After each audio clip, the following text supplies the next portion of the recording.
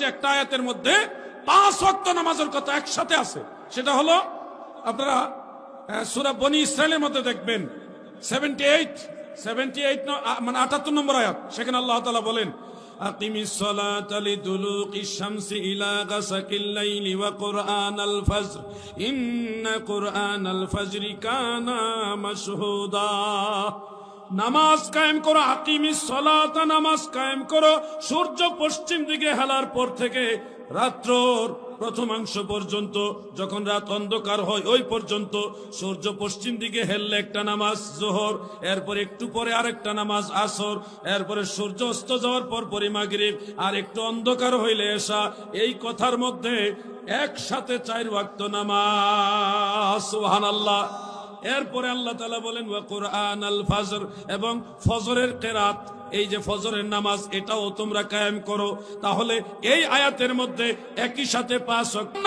ওইখানে সূরা বনী ইসরাইলের 78 নম্বর আয়াতে বলতেছে ওয়া আকিমুস সালাতু লিদুলিকিশ শামসি ইলা গাসাকিল লাইলি ওয়া কুরআনাল ফজরি ইন্না কুরআনাল ফজরি কানা মাশহুদা। ওয়া আকিমুস সালাত, এবং সালাত কায়েম করো ইজা গাসাকিল লাইলি, সূর্য যখন রাতের অন্ধকারের দিকে হেলিয়া পড়ে। ওয়া কুরআনাল ফজরি, নিশ্চয় ওয়া আকিমুস সালাত লিদুলিকিশ শামসি ইলা গাসাকিল লাইলি, সূর্য হেলিয়া পড়ার পূর্বে, রাতের অন্ধকারে সূর্য হেলিয়া পড়ার পূর্বে সালাতকে কায়েম করো। এখন এই সূর্য বলতে এই সৌরজগতের সূর্য না রে, মাথার উপরে যে সূর্য থাকে, এই সূর্য জীবনে উঠেও না, জীবনে ডুবেও না। সূর্য উঠে রে, সূর্য ডুবে। নরওয়ে আমার ছেলেরা থাকে, মুরিদেরা কয় বাবা 4 ঘন্টা রায়, হ্যাঁ অনেক রায় 4টা বাজে কিন্তু সূর্য আছে। যা নিউজিল্যান্ডে যা, ফিনল্যান্ডে যা, আইসল্যান্ডে যা, দেখ এমনও দেশ আছে পৃথিবীর বুকে যে সূর্য 6 মাস ডুবেই না। তাহলে ওখানে কি আয়াত হয়? তা আল্লাহ কি অবৈজ্ঞানিক কথা কয়? না, এইটা হলো জীবন সূর্য।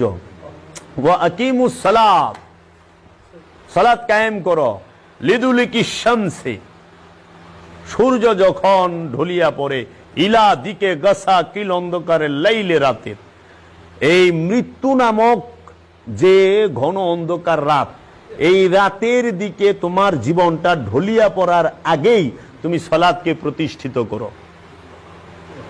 যদি করতে পারো দেখবা যে কি কুরআন ওয়া আকিমুস সালাত লিদুলিকিশ শামসি ইজা গাসাকিল লাইলি ওয়া কুরআনাল ফজরে, যদি এই সালাতকে প্রতিষ্ঠিত করতে পারো তাহলে দেখবা ওয়া কুরআনাল ফজরে, এবং ভোরের কোরআন, ভোরের কোরআন, কোরআনকে স্বয়ং আল্লাহ নিজে, কোরআনকে স্বয়ং মহানবী নিজে, এই যে কোরআনটা উদয় হবে, যেরকম ভোরের সূর্য দেখো না, ভোর বেলায় তাকায় থাকুন যায় সূর্যের দিকে, কিন্তু ওই সূর্যটা দুপুরে মাথার উপরে আইলে তাকান যাব না। এজন্য যখন সাধক তার মধ্যে আত্মজাগরণ দেখে, তখন সে ভোরের কোরআন দেখে, তখন সে তা দেখতে পায়, তার ভিতরে তাজাল্লি। কিন্তু যখন সে পরিপূর্ণ হয়ে যায় তখন তার সামনে দাঁড়ানোই মুশকিল। এই জন্য কইছে ওয়া কুরআনাল ফজরি ইন্না কুরআনাল ফজরি, নিশ্চয়ই এই ভোরের কোরআন, ইন্না কুরআনাল ফজরি, ভোরের কোরআন, কানা মাশহুদা, হয় প্রমাণিত। ভোরের কোরআন হয় প্রমাণিত। তাহলে ভোরের কোরআন রে বানাইছে কি? ফজরের নামাজ, হ্যাঁ, গাসাকিল লাইলে এশার নামাজ, আকিমুস সালাত, সালাত। এই সারা আয়াতের মধ্যে সালাত শব্দটা একবার আছে, কোরআন শব্দটা 2 বার আছে। কোরআন রে নামাজ বানায় থিয়া দিছে, কোরআন অর্থ কি নামাজ, সালাত অর্থ কি মৌলভী। কয় নামাজ অর্থ বুঝানো হয়েছে, গ্রামার বুঝেন না। ও তাই নাকি মৌলভী?